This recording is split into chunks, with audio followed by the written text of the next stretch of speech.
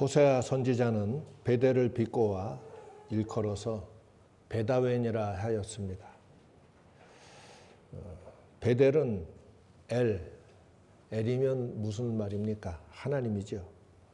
그래서 베델 하면 하나님의 집이다 하는 의미의 아름다운 서사가 담긴 이름입니다. 바로 야곱의 사닥다리에 이야기가 담겨있는, 어떻게 보면 거룩한 이름이에요.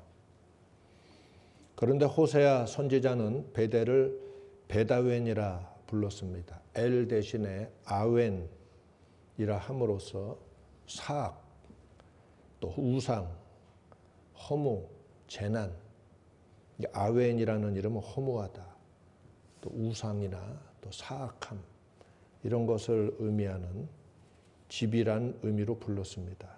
허무의 집, 사악의 집, 재난의 집 이라는 이름으로 베델을 불렀어요. 그만큼 베델은 선지자들의 메시지에 있어서 항상 눈에 가시처럼 주목되는 그런 상징적인 장소였습니다. 이스라엘 사회는 이렇게 베델을 중심으로 해서 영적으로 타락했고 하나님의 모든 가치가 무너져버린 그런 죄악상을 보이고 있었습니다. 종교가 무너지면 가치는 거짓된 가치들로 대체됩니다. 종교가 무너지면 가장 고상한 가치가 허무한 가치들로 대체되는 거예요. 그래서 호세아 선지자가 베다웬이라 부른 것은 허무의 집이다, 허망한 집이다 라고 한 것은 여러 가지 깊은 의미가 있습니다. 열왕기상 12장에는 이스라엘이 남왕국과 북왕국으로 갈라진 이후에 북왕국의 여로보암이 베델에 성소를 만든 사건을 기록하고 있습니다. 10지파가 독립해서, 사실 대부분 그냥 독립한 거죠. 유다와 베냐민 지파만 남겨두고 이스라엘의 주력이 독립해 버렸습니다. 그러나 하나님을 믿는 백성들이 유다에 있는 예루살렘 성전을 자주 가다 보면 어느 순간 민심이 돌아설 수도 있을 것을 우려해서 베델에다가 독립적인 성소를 만들고, 그리고 북쪽에는 단에도 또 성소를, 제단을 지었습니다. 그리고는 아마 언약궤 대신에 제의적 상징이 필요했는지 금송아지 둘을 만들어서 하나는 단에 갖다 두고 하나는 베델에 두어서 이것이 너희를 애굽에서 인도하여 올린 너희 하나님이다 라고 말했습니다. 그래서 여기에 숭배하면 된다. 그리고 더는 예루살렘에 올라갈 일이 없고 이제부터 여기서 경배하라 했습니다. 그리고 이것이 이스라엘 멸망할 때까지 왕국시대 내내 선지자들이 비판하고 꾸짖었던 베델의 제단이었습니다. 하나님께서 솔로몬의 배반으로, 솔로몬이 하나님께 배반을 했죠. 변절했죠. 나라를 찢어 여로보암에게 주리라고 열왕기상 11장에 예언하셨습니다. 훗날에 솔로몬 사후에 여로보암이 실제로 10지파를 가지고 나라를 독립한 이후에 그는 하나님의 교훈을 저버리고 애굽의 우상 같은 금송아지 우상을 만들어서 베델에 성소를 지었습니다. 물론 애굽에는 송아지는 없습니다. 애굽에는 황소 아피스가 있고 또 하토르라는 신이 있지요. 그런데 조금 창의성을 더해가지고 인지 금송아지를 만들어서 베델 성소에, 또 하나는 단에 갖다 두었습니다. 여로보암이 이집트의 망명해 있는 동안에 이집트 종교의 영향을 받을 가능성이 높습니다. 이집트에는 창조신 푸타가 아피스라는 검은 황소로 현현했다. 그래서 이것은 푸타신의 현현이다. 뭐 이렇게 하는 소우상이 있습니다. 검은 황소. 옛날에 우리 아피스 만년필 뭐 이런 것도 있잖아요. 그런 거 목사님한테 선물하면 안 됩니다. 또 사랑과 풍요의 여신인 하토르 우상도 암소의 머리를 하고 있어요. 암소 대가리 뭐 이렇게 해야 되겠죠. 이처럼 이집트 종교 신학에서 소는 창조신의 현현이기도 하고 또 사랑과 풍요를 상징하기도 합니다. 두루두루 길한 그런 종교적 상징이지요. 그런데 금황소가 아니라 금송아지를 만든 것은 뭐 해석할 단서를 찾지는 못합니다만 아마 그조차도 좀 더 만만해 보이는 송아지 형태로 하지 않았을까, 뭐 이 정도로 생각해 봅니다. 고대에는 이렇게 금송아지를 만들어서 이것이 바로 하나님이다, 하나님을 상징하는 것이다, 여기서 하나님을 섬기면 된다, 하나님을 상징하는 강력하고 풍요로운 창조신앙을 가르쳐주는 하나의 상징으로서 고대로 치면 금송아지니까 현대적으로 하면 좀 더 뭔가 좀 철학적이고 지식적인 또 예술적인 또는 하나님을 상징하는 그런 걸 만들 수 있겠지요. 오늘날 이 지식이 많아진 시대에는 사람들의 마음을 사기 위해서 어떤 식으로 신학을 왜곡시키고 있을까요? 여로보암은 사람들의 마음을 잡아두기 위해 금송아지 우상을 세우고 이것이 너희 하나님이라, 애굽에서 너희를 인도하여 올린 너희 하나님이라, 그리고 여기서 숭배하라고 가르쳤습니다. 사람들은 그 송아지, 금송아지 우상을 신성시하고 단과 베델을 오가면서 그 송아지 하나님 앞에서 제사를 드리고 숭배 행위를 하였습니다. 금송아지가 보여주는 기대, 이 뭔가 상징은 기대가 있죠. 특히 종교적 상징은 뭡니까? 창조신으로서의 강력한 힘음, 그리고 풍요와 다산, 소가 상징하는 하토르의 의미도 있으니까 복합적인 의미지요. 이런 걸 또 사람들은 좋아하지요. 송아지는 말이 없습니다. 가서 물을 붓고 뭐 그 앞에서 제사를 드리고 뭐 여러 가지 축제 행위를 한다 할지라도 송아지는 말이 없어요. 와서 제사하고 숭배하면 강력한 힘으로 도와주고 우리를 풍요하게 해줄 것이고 다산의 축복을 준다 하는 기대지요. 그래서 정성껏 제사를 드리고 정성껏 예배, 경배를 드리고 신성하게 잘하면 이 송아지의 강력한 창조주의 권능으로 우리를 보호해주고 풍요와 또 사랑의 축복을 더할 것이다. 그게 하나님이라는 것이었습니다. 어찌 보면 신앙이 편리해졌습니다. 금송아지는 말이 없으니까요. 우리가 숭배만 열심히 하면 그 기대가 뭔가 이루어질 거라는 소망이 있으니까. 그러나 하나님은 말씀하시는 하나님입니다. 말씀 가운데 자신을 나타내시는 하나님이십니다. 도리어 하나님은 형체를 나타내지 않으십니다. 만일 누구든지 하나님의 형체를 볼 수 있다면 그는 그 순간 증발해버리고 말 것입니다. 태양도 눈뜨고 바라볼 수 없는 인간이 감히 창조주 하나님을 눈으로 볼 수 있다는 말입니까? 하나님은 당신을 상징하는 어떤 형상이든지 만들지 못하도록 금령을 내리셨습니다. 어떤 형상이라도 이것이 하나님을 상징한다 하고 하는 순간 하나님께 대한 이해와 설명을 제한하게 될 겁니다. 인간이 상상할 수 있는 어떤 형상으로도 이것이 하나님을 상징하고 이것이 하나님을 의미한다고 할 수 있는 걸 만드는 것 자체가 불가능합니다. 인간이 하나님을 완전히 이해했더라도 만들 수 없거늘 하물며 인간이 하나님을 얼만큼 안다고 감히 하나님을 상징하는 형상을 만들겠어요. 그래서 이것은 살아계신 하나님을 가리는 일이고 회방하는 죄가 됩니다. 성경은 이것을 우상숭배라고 말씀하는 거예요.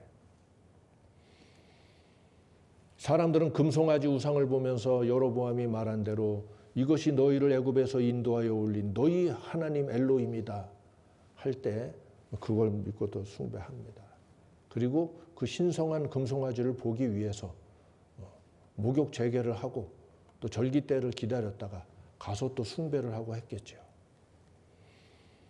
그러면 또 기뻐하고 그 종교적인 열망 속과 기대 속에서 금송아지를 보고 와 했겠죠. 여러분, 하나님을 그렇게 쉽게 볼 수 있습니까? 그래서도 안 되고 그럴 수도 없지요. 하나님을 그렇게 쉽게 알 수 있습니까? 이것이 너희 하나님이라고? 나는 지금까지 하나님 말씀을 가르쳤지만 이것이 하나님 말씀 가운데 하나라고는 얘기할 수 있지만 그 어떤 걸 가르쳐서 이것이 하나님이라고는 절대로 말할 수 없습니다. 감히 내가 하나님을 얼마나 안다고 겨우 요것밖에 못 사는 인생이 하나님을 그렇게 쉽게 알 수 있어요? 하나님을 믿는 것은 누구나 하나님의 이름만 믿어도 믿음이 시작될 수 있어요. 믿음의 시작일 뿐이지 믿음의 완성은 어디일까요? 얼만큼 하나님을 알면 충분히 아는 걸까요? 많은 사람들이 심지어 신학을 한 사람은 특히 더 하겠죠. 조금 공부하고서는 하나님을 마치 충분히 아는 것이냐 착각들을 하는 경우가 많습니다. 얼만큼 알면 하나님을 충분히 아는 걸까요? 하물며 신앙의 완성은 어디겠습니까? 우리는 믿음의 시작을 얻었을 뿐이에요. 예수님을 믿었을 뿐입니다. 그것도 얼마 전에 깨달았을 뿐이에요. 그래서 여기까지 더듬어가며 오고 있는 것뿐입니다. 나는 과연 어디까지 왔을까요? 얼만큼 알면 적어도 청년의 신앙이라고 성경에 바울이 말씀한 청년의 신앙 정도를 가질 수 있을까요? 얼만큼 알면. 하나님을 어렵게만 가르쳐도 안 되지만 그렇다고 하나님을 마치 쉽게 볼 수 있는 것처럼 가르치는 것도 불가능한 일입니다. 신앙을 어렵게 가르쳐도 바람직하지 않죠. 그래서 제가 여러분에게 항상 참 쉽게 가르치죠. 참 쉽죠. 내가 늘 얘기하죠. 쉬운 거 하나씩 가르치는 거예요. 나도 대단히 아는 건 없어요. 그러나 그거부터 해나가자는 거죠. 어렵게만 가르치는 것도 안 되지만 하나님을 우습게 가르쳐도 안 되는 거예요. 뭐 사람들이 교회 5년, 10년 다니다 보면 뭐 교회 뭐 성경 뭐 있나? 교회 뭐 있나? 신앙 별거 있나? 그저 뭐 이렇게 열심히 하고 이렇게 하면 되는 거지. 딱히 뭐 더 배울 거 있나? 성경 내가 이제 열심히 읽고 하면 되지. 그래서 함부로들 성경 우습게 알고 어디 정통성도 없는 신학교 가면서 몇 달 만에 목사 안수들을 받고 기름 부은 자인 양 함부로 사역자들 행세들을 하고 이런 모습들이 뭐 만연해 있지요. 뭐 신학이 뭐 있나? 성경 뭐 있나? 좀 보면 다 알 것 같거든. 이 모든 것이 크나큰 죄악이고 무지함이에요. 하나님의 인간이 그렇게 쉽게 볼 수 있는 분이 아니고 우리의 이성으로 하나님을 그렇게 쉽게 알 수 있는 분이 아닙니다. 겸손하고 두려워하는 마음으로 나아가야 되는 거예요. 그래서 우리는 하나님을 높이 우러러보고 하나님을 두려워하고 존경하도록 가르쳐야 돼요.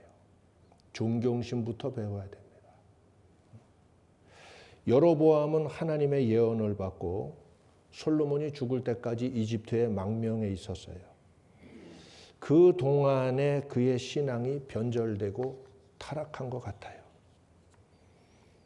그가 권력을 잡은 후에는 하나님의 기대를 저버렸고 하나님께서 도리어 가장 가증히 여기시는 일을 자행했습니다. 이 일이 훗날 이스라엘 역사에 두고두고 암초의 역할을 합니다. 베델의 우상, 베델의 제단, 그리고 호세아 선지자는 베다웬이라고. 아모스 선지자는 유다 사람인데 이 이스라엘까지 올라와서 이 베델의 제단을 향해서 하나님의 심판을 경고하고 했습니다.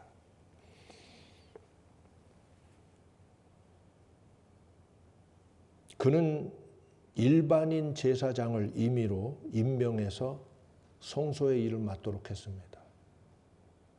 레위인 중에서 제사장을 뽑아도 부족한데 일반인 제사장을 그가 임의로 임명해서 제사장으로 임명하고 제단과 성소의 일을 맡깁니다. 그리고 절기들까지도 임의로 지정해서 베델에 와서 북왕국만의 절기를 지내도록 그렇게 절기도 자기가 변경시키고 그는 하나님께서 제정하신 정통 신학들을 모두 왜곡시키고 변절시켜 버렸어요.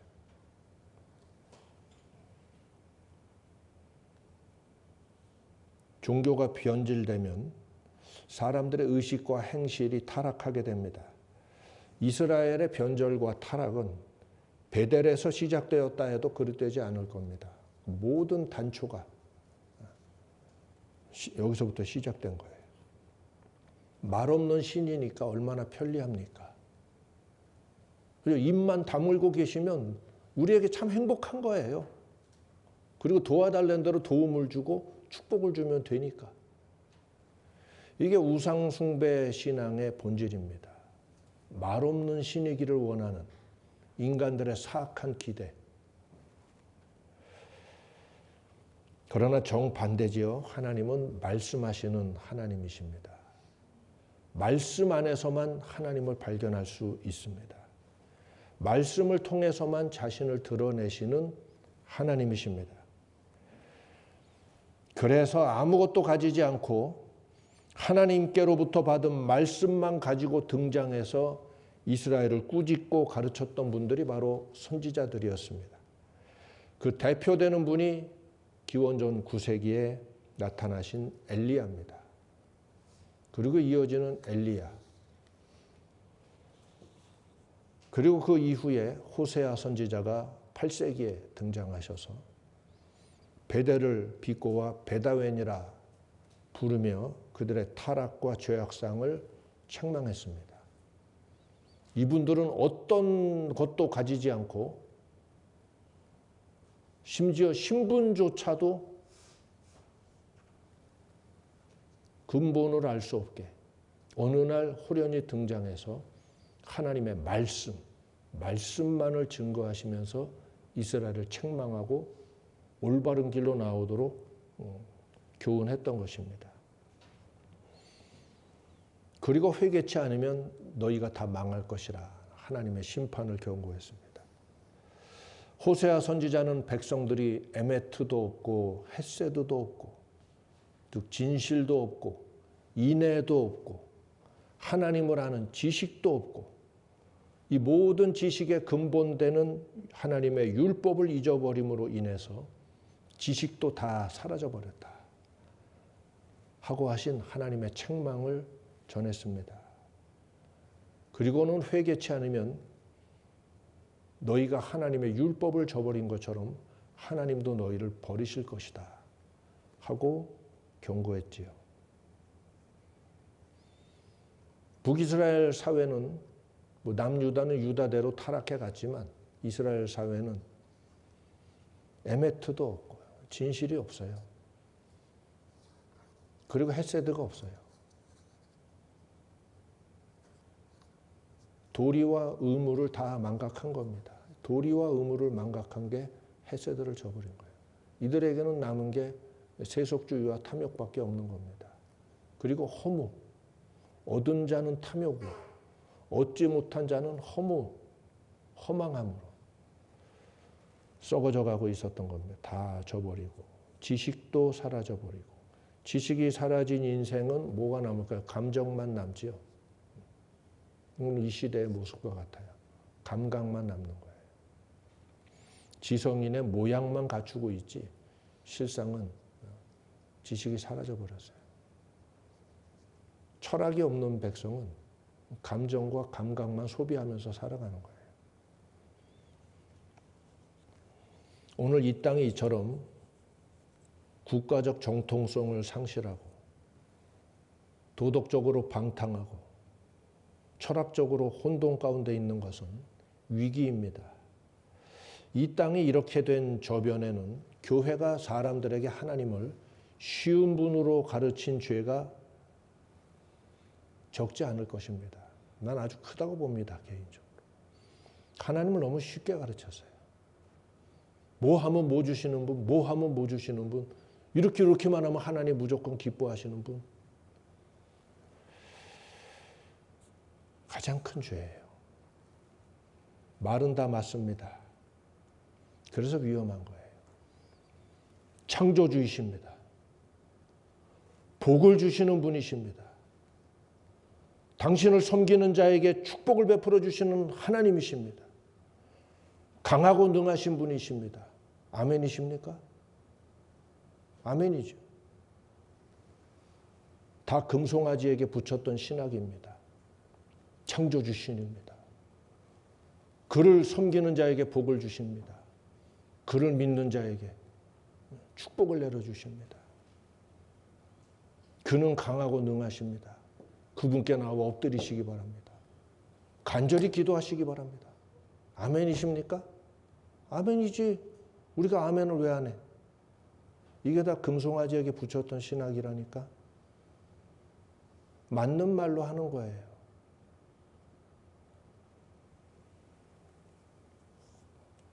맞는 말 때문에 타락한 게 아닙니다. 제대로 다 하지 않은 말 때문에 망한 겁니다. 그럼 그걸 나머지는 어디서 찾을 수 있을까요? 네, 선지자들이 반대편에서 부르짖었던 말을 들어보면 나머지 빈 내용들을 알 수 있죠.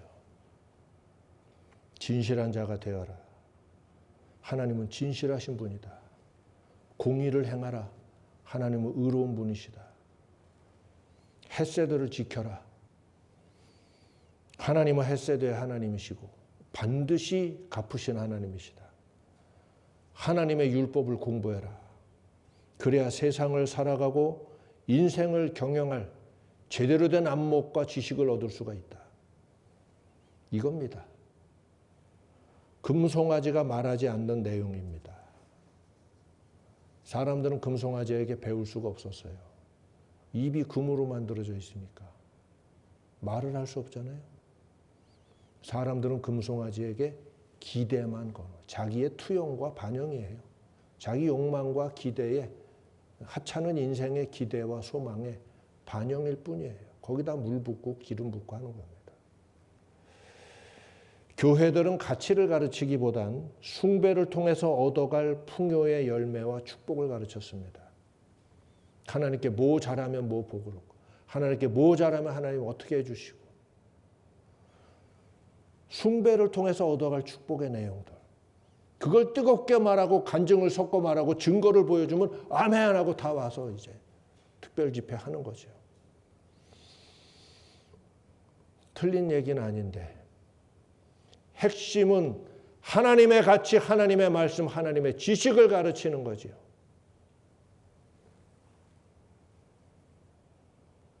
물론 말은 다 섞어서 골고루 하긴 했지요.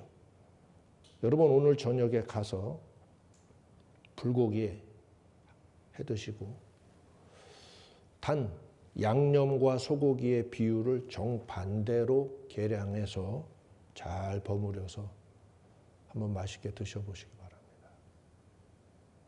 똑같은 재료를 소고기 9g수에 나머지 설탕이랑 소금이랑 대파랑 딱 그 무게로 하고 양념 들어간 무게를 소고기로 딱 바꿔서 맛있게 불판에 지져서 저녁 식사를 해보시기 바랍니다.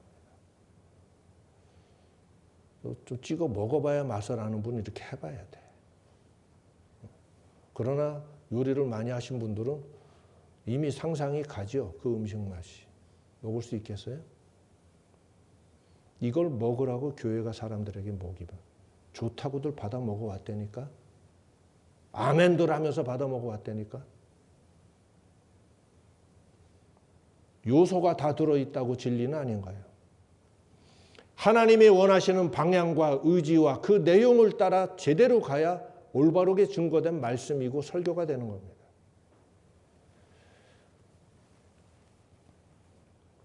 인생의 본질은 풍요와 축복에 있지 않습니다. 이렇게 속이는 목사가 있으면 도망가고 피하세요.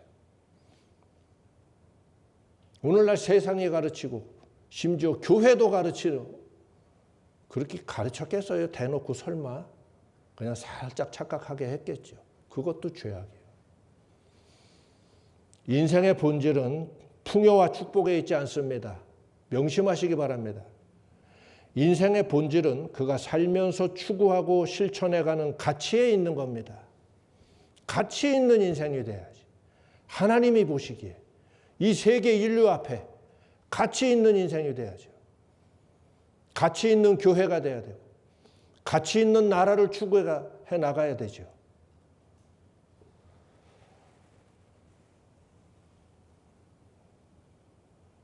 그러면 이렇게 될 일이 없습니다. 그랬으면. 그래 왔으면 이럴 리가 없어요. 가정과 교회와 세상이 이 모양으로 뒤죽박죽 살아가는 이런 형편이 될 수가 없는 겁니다. 왜 이제 와서 목사님들의 입에서 길을 잃었다, 한국교회가. 미래가 절망적이다. 앞으로 20년 뒤의 전망, 30년 뒤의 전망 이런 책들이 있죠. 이런 말이 왜 나와야 합니까? 그러면서도 원인 진단은 엉뚱하게들 하고 있지 않은지 고민들 해봐야 돼요. 다시 뜨겁게 모여서 옛날처럼 그거 하자. 진짜 길 잃은 거 맞아. 엉뚱한 꼬리를 잡고 다시 일어나겠다 하니. 썩은 동아줄을 잡고 다시 서겠다는 것과 뭐가 다릅니까? 여러분, 이 상황은 지금 한 판에 뒤집을 일이 아닙니다. 불가능합니다. 우리가 어느 정도까지 왔는지를 제대로 인식해야 해법도 제대로 발견할 수 있는 거예요. 지금 이 상황은 한 판에 뒤집을 수 있는 일이 아니에요. 뭐 집회 한번 뜨겁게 하고 뭐 한번 뭐 몇십만 명 모여서 뭐 한번 뜨겁게 하면 옛날처럼 다시 부흥이요 다시 오라 될 수 있는 그런 상황이 아닙니다. 불가능합니다. 우리는 실패를 인정하고 다시 처음부터 전도하고 제대로 가르쳐야 합니다. 그리고 이런 교회들이 늘어가야 합니다. 어디서 한 판에 사람들 끌어모아가지고 한 판에 뒤집어서 꿈 깨세요. 아기부터 낳으세요. 그리고 그 아이들에게 하나님 앞에 소망을 심고 미래를 심어서 말씀으로 가르치세요. 우리 성도들은 다 다산의 축복을 받으시기를 축복합니다. 유대인들처럼 해야 돼요. 이게 예레미야 선지자가 포로로 잡혀간 이스라엘 백성들에게 권면했던 말이에요. 너희는 한 판에 회복 안 된다. 한 판에 회복 안 된다. 적어도 2세대, 3세대가 걸릴 것이다. 가서 텃밭을 일구고 너희들은 가서 결혼해서 자녀들을 낳고 그들을 말씀으로 가르치고 한 판에 회복될 거 꿈꾸지 마라. 이러면서 예레미야 선지자의 권면이 포로로 잡혀간 백성들에게 전해집니다.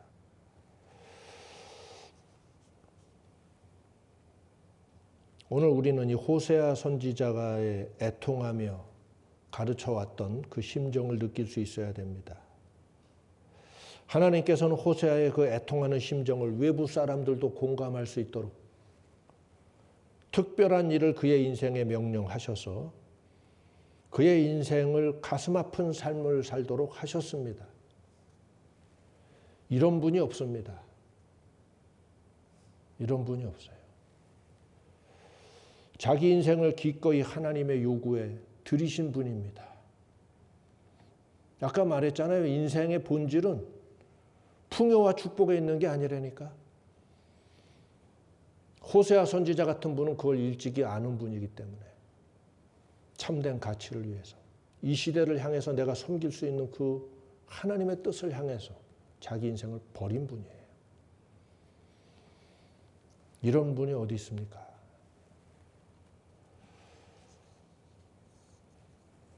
그는 아마도 이스라엘이 결국에는 호세아 선지자 말을 다 무시하고 짓밟고 불순종해서 참혹하게 멸망해가는 과정을 지켜보면서 눈을 감으셨을 거예요. 정확히 그 시기쯤에 그분이 계셨기 때문에.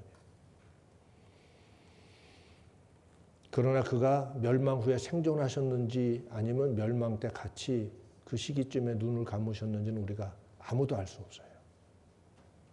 두 가지 추측을 할 뿐이에요. 뭐야? 희망이 다 사라져버리고 다 파멸로 끝나버렸잖아요. 그래서 내가 하루아침에 한 판에 뒤집을 수 없는 일이에요. 한 판에 올림픽 운동장에 모여가지고 전국의 기독교인들이 모여서 대성회를 연다고 뒤집어질 수 있는지. 갈멜산의 집회 같은 게 일어나면 이 나라도 뒤집어질 수 있지 않을까. 지금 상황은 그럴 상황이 아니에요. 호세아 선지자의 애통하는 심정을 깨어있는 자는 느끼고 가질 줄 알아야 돼요. 그러나 멸망해버렸어요. 그런데 그가 그토록 애통하는 가운데 가르쳤던 소수의 사람들, 아마도 그 제자였을 그분들을 통해서 멸망 직후에 율법이 남쪽 나라에 전해지고 가르쳐집니다. 그리고 훗날 히스기야 그리고 요시야 왕의 신명기 개혁운동이라는 큰 부흥이 일어나고 성서의 초기 집필이 시작되는 역사가 나타납니다. 호세아 선지자는 헛일을 한 것이 아니었습니다. 그가 뿌린 씨앗이 마침내 오늘 우리가 가지고 있는 성경이라는 세상에 둘도 없는 보배로 온 세계를 향해서 만들어지기 시작한 시작점, 출발점이 되었고 남유다 왕국의 히스기야 요시야 왕을 통해서 신명기 말씀에 큰 부흥이 일어나서 대대적인 개혁운동이 일어나게 돼요. 북왕국에서는 끝끝내 저들의 불순종으로 열매 맺지 못했지만 남왕국에서 큰 열매를 맺게 되고 그 힘의 여파가 포로기 70년을 견디고 이길 수 있는 제자도의 바탕이 된 거예요. 그로부터 몇십 년이 지난 이후에 한 인물이 등장하는데 바로 그가 에스라라고 하는 그분이에요. 그 이후의 이야기는 여러분이 알고 있습니다. 여러분, 오늘 우리는 이 베델의 제단이 왜 가증한 제단이 되었으며 하나님의 이름으로 하나님을 대적한 제단이 되었는가 하는 내용을 잠시 살펴봤습니다. 심지어 베델의 제단은 그 출발점부터가 정치 권력에 예속된 제단이었어요. 당연히 시간이 지나면서 체제가 완비되면 거기 있는 제사장들은 레위 계통의 제사장이 아니라 일반인을 제사장으로 세운 거니까 모든 조직에는 그 근본 정통성이 있는 사람들이 서야 돼요. 법률 조직에는 법의 정통성이 있는 사람이 서야 되고 군사 조직에는 군사의 정통성을 가진 사람이 서야 되고 경제 관료는 경제의 전문 지식과 경험을 가진 사람이 경제 관료가 돼야 되고 국가의 각 분야가 그러하듯이 성전의 이 모든 영적인 뿌리는 하나님이 레위인을 구별해 놓으셨는데 그 많은 레위인 중에서 왜 뽑지 않고 일반인을 뽑았을까요? 이유가 있겠죠. 체제가 정비된 이후에 모든 성전의 제사장들은 여로보암 왕에게 예속되고 야합되게 되겠지요. 자연스러운 절차예요.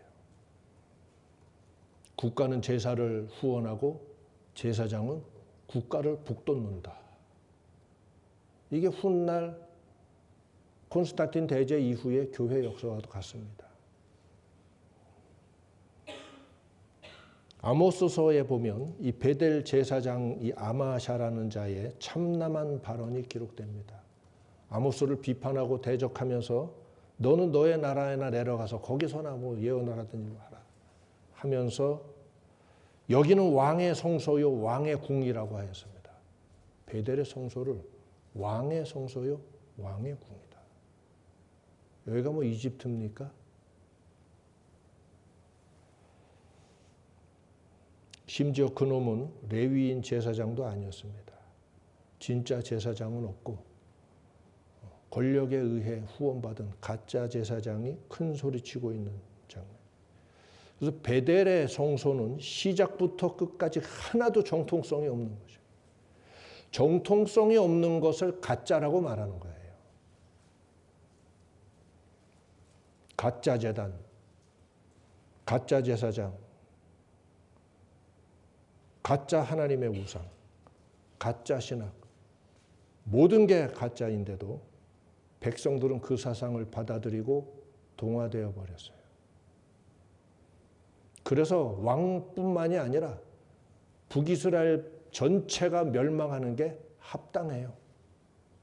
저희들도 똑같이 받아들였으니까. 안 그랬으면 하나님께서 왕만, 그 왕의 가문만 멸망시켜 버렸을 거예요. 그러나 백성들이 다 동화됐잖아. 오늘 이 시대에 정통성보다 실리를 좋아하는 이 미친 사상에서 사람들이 잠에서 깨고 돌아나요. 실리가 아닙니다. 정통성과 가치입니다. 그게 진정한 가치를 부여하는 거예요. 잠에서 깨시기 바랍니다. 언제까지 북이스라엘 백성들처럼 군중들처럼 살아갈 겁니까? 우리는 하나님의 살아있는 자녀들이고 사도들로 말미암은 제자들인 것입니다.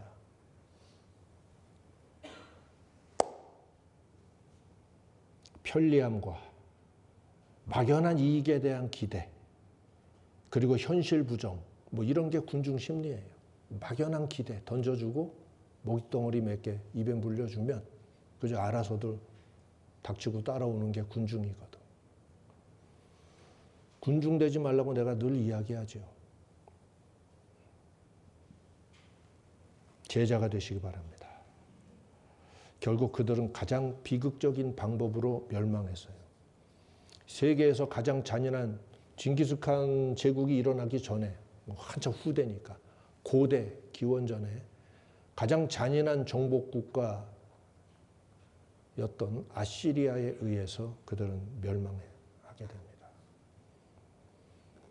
하나님의 진노가 마침내 폭발하게 되면 가장 무서운 방법으로 폭발한다는 사실을 깨달아야 돼요. 오늘 이 시대는 돌이킬 수 있을 때 돌이켜야 합니다. 회개할 수 있을 때 이 민족이 하나님 앞에 회개하고 이 땅의 교회들이 하나님 앞에 회개하기를 바랍니다. 우리는 호세아의 심정을 가지고 기도해야 하고 호세아의 제자들처럼 비록 수가 적을지라도 정통성 있는 신앙과 말씀을 배우고 장래의 소망을 심어야 돼요. 그리고 중요한 사실, 이 일은 결코 헛되지 아니한다. 그래서 호세아의 수고와 역사가 결코 헛되지 아니하였고 그가 눈을 감은 다음 세대에 엄청나고 상상치 못했던 결과들로 열매가 나타나기 시작했다는 사실을 우리가 생각하고 이러한 인내와 믿음을 가지고 하나님 앞에 심어야 돼요. 그래서 오늘 또 혹은 내일에 우리가 하는 이 모든 일들에 열매가 맺어지게 되기를 간절히 소망합니다. 이 비전을 갖고 우리는 일하는 거예요. 우리 기도하십시다. 하나님 앞에 이 땅을 위하여 기도하고 아직 하나님께서 택하신 영혼들이 하는 잠에서 깨어나고 하나님의 의와 진리에 진정한 부르시는 부흥의 길 가운데 나아오도록 위에서 함께 기도하십시다. 은혜의 아버지 하나님 감사하고 찬양합니다. 저희들의 영혼을 긍휼히 여겨주셔서 하나님의 진리 가운데 불러주시고 살아계신 하나님 말씀 가운데 당신의 거룩한 존재를 드러내시고 권능을 나타내시는 하나님이신 줄 저희가 깨닫사오니 누가 감히 눈으로 하나님을 보고 귀로 하나님을 들었다 말할 수 있겠나이까. 주의 말씀을 믿고 바라고 순종하며 나갈 때 이 말씀 가운데 역사하시는 하나님의 놀라운 손길과 그 신기한 능력을 저희가 체험하며 하나님을 알아가고 여기까지 오게 되었사오니 오늘도 살아계신 하나님, 그러나 말씀 안에 자신을 숨기시는 하나님을 두려워하고 경외함으로 나아가게 하여 주시고 이 나라 이 민족을 위하여 기도하며 세계를 향한 사명감을 가지고 하나님 앞에 부르짖어 기도하게 하시고 엘리야와 엘리사와 호세아와 많은 선지자들 주의 사도들과 제자들이 품었던 그 간절하고 뜨거운 심령을 저희도 품게 하여 주시어서 이 시대를 향하여 하나님 앞에 눈물로 기도하며 부르짖게 하여 주시고 저희의 수고하고 하나님 앞에 뿌리는 씨앗이 결코 헛되지 아니하여 하나님의 예비하신 때에 마침내 열매가 나타나고 모든 이 거짓되고 더러운 불밭과 더러운 물이 사라지고 하나님의 의의 열매가 크게 일어나게 되고 추수의 때가 다 일어나게 될 것을 저희가 믿고 바라고 또 이 일을 하게 하여 주옵시고 마침내 나타날 줄을 믿사오니 이 모든 하고 섬기고 도모하는 일에 복을 내려주시고 주의 손으로 역사하여 주시어서 이 모든 일들이 이루어지고 성사되고 세워지게 하시고 이 일에 헌신하는 자마다 하나님께서 권능을 100배나 더하여 주시고 큰 일꾼들로 큰 인생들로 세워지게 하여 주시되 세상에 드러나지 아니하게 하시고 주의 나라에 기념되게 하여 주시옵소서. 예수님 이름으로 간절히 기도하옵나이다. 아멘.